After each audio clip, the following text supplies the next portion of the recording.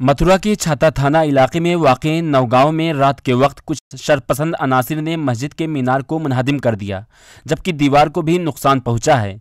मामला रात का था और मस्जिद में कोई नहीं था, लिहाजा जब फजर की नमाज के लिए लोग आए तो यह देखकर दंग रह गए, क्योंकि मस्जिद का मीनार गिरा हुआ था और दीवार में भी जगह जगह तोड़फोड़ थी।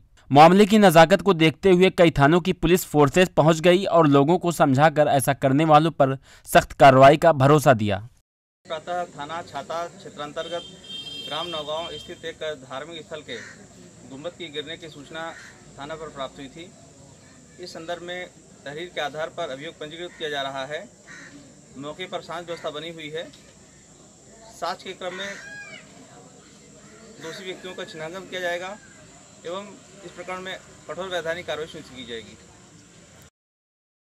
गांव के प्रधान लोकेंद्र के साथ दीगर लोगों ने पुलिस थाना पहुंचकर ऐसा करने वालों के खिलाफ सख्त कार्रवाई करने का मुतालबा किया। मथुरा से मोहम्मद इरफान की रिपोर्ट।